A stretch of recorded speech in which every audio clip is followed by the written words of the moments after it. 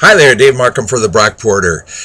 I've been thinking more about the fire district, as you know, and I was at a social gathering, a few days ago with some pretty educated, sophisticated people from Brockport, and some of the things that were discussed there shocked me.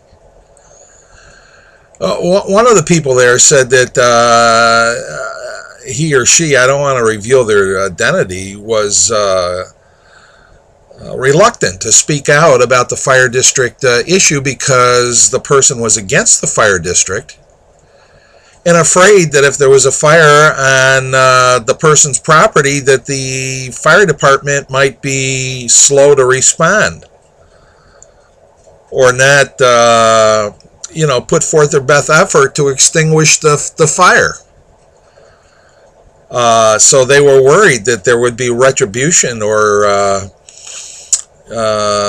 somehow punishment from the fire people if they spoke out against the fire district, thinking that most of the fire folks support the fire district. I got to tell you, I was kind of shocked to hear that. Really? Chief Henry and his firefighters would discriminate against people that they are sworn to serve based on their politics. Maybe. I know Paul Kimball operates that way in Clarkson. I lived there for 10 years. And, I have it in writing that in Clarkson they exert retribution and vengeance if you complain about the government in Clarkson. Paul's theory is people who live in glass houses shouldn't throw stones. So if you want to complain about anything in the town of Clarkson, you better have your own ducks in order or they're going to come at you with a vengeance. And they do. I know. I've been a target of that. So I know how they operate down there. So when this person said that they were reluctant to express their true thoughts and feelings about the formation of a fire district for fear that there would be retribution from the fire department if they ever needed their services, my stomach dropped. I'm thinking people are really that scared. Now, I know the village trustees are scared. They've stated so on several occasions, that they really think the fire district's a bad idea, but they had no choice. It's the best of two evils, all that kind of stuff. So I don't know what this is, a politics of fear here right at the local level. I mean, we've enjoyed a politics of fear that's been generated from our national government, certainly, sometimes from our state government. But I was kind of taken back that right here in our beloved community, there are people who are afraid of their neighbors, that if they express their truer thoughts and feelings about things, that they would be attacked, or if they needed their neighbor's help, it would not be forthcoming just because there was personal animosity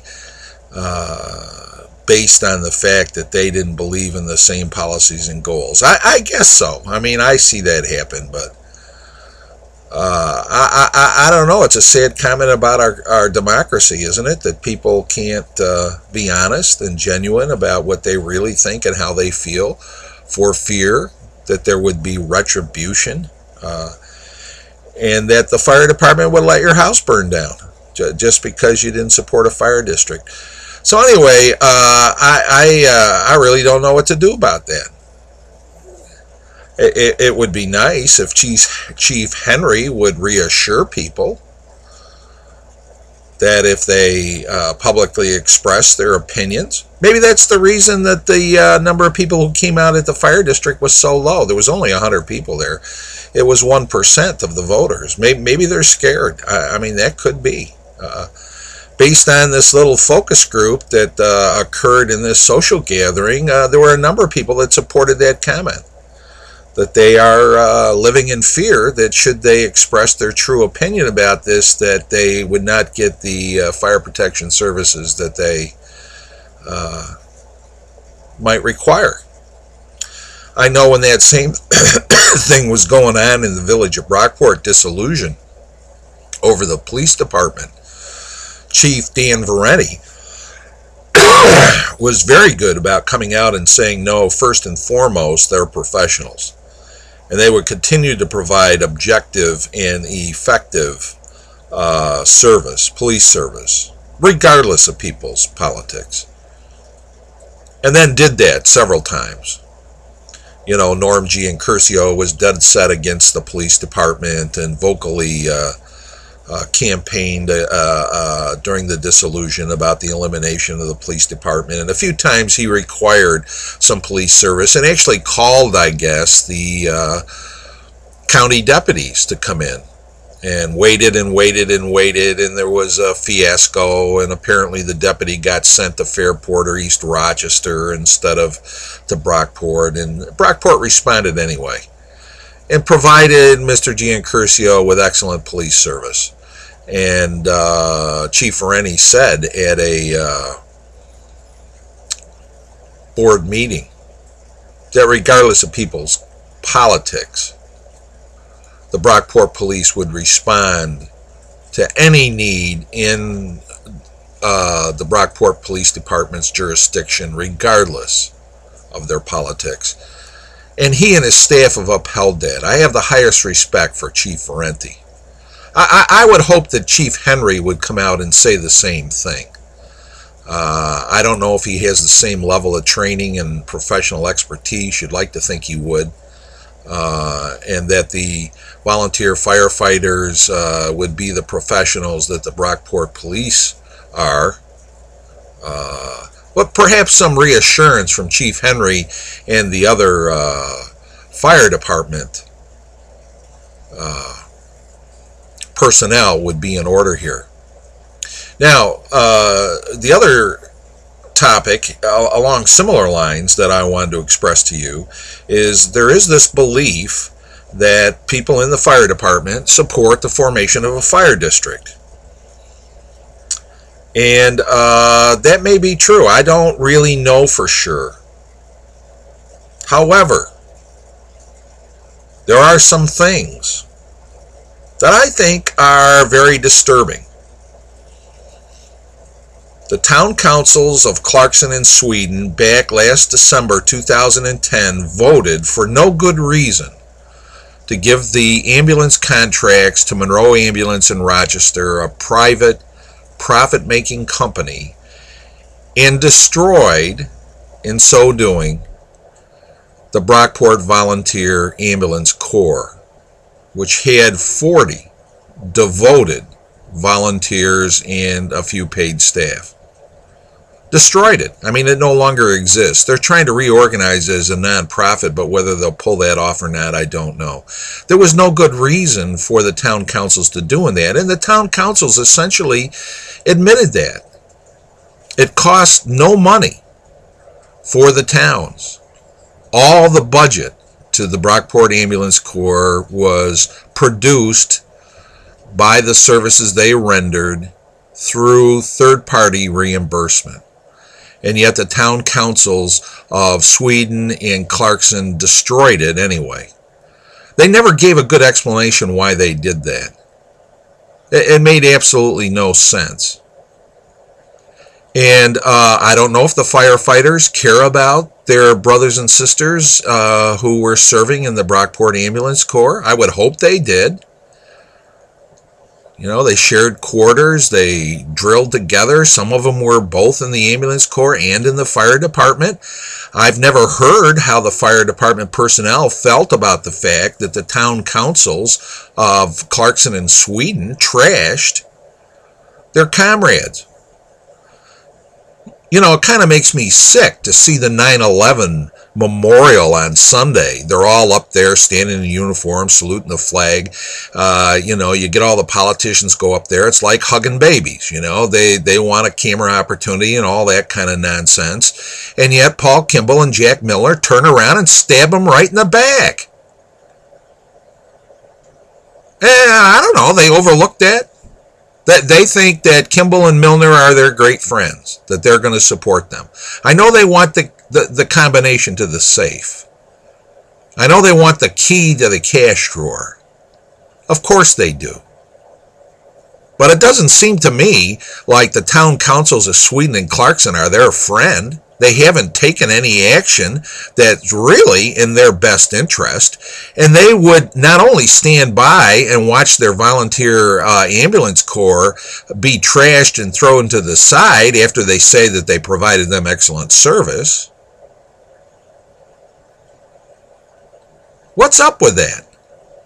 The other thought I had this morning as I was waking up was the fact that the Brockport Exempts Club out there at 245 West Avenue, or whatever it is, you know, next to the American Legion, the VFW there, you know, the Exempts Club, that's in the town of Clarkson. Right across the street, boys and girls, is the West Avenue Fire Station. Now, if they had a fire in the Exempts Club kitchen, Paul Kimball says their fire response is going to come from Hamlin. Really? With the Brockport Fire Department right across the street. And all those exempts served in the Protectives and the Dewey Hook and Ladder and the Silsbys and the Cape and Hose and Harrison Hose. And all of a sudden, they're going to Hamlin. I don't know how those exempt firefighters feel about this. It just seems odd to me that they would put up with that Paul Kimball really doesn't want their fire service any longer to come from Brockport. He wants it to come from Hamlin. So while the Brockport Fire Department equipment is right across the street from their property, Paul wants the first responder to come from Hamlin. I would think those guys would know better. You really think Paul Kimball and the town council is looking out for your interest? Now, maybe I got all this wrong. I'd be the first to admit it. Please leave me a comment if you see it differently. You know, maybe I just don't get this. I was thinking of calling some of the officers up in the Brockport Exempts and saying, you know, what do you guys think of this? You really think this is a good idea? Your building catches on fire here on West Avenue. You really want the response to come from Hamlin. Your loyalty is to the Hamlin Fire Department.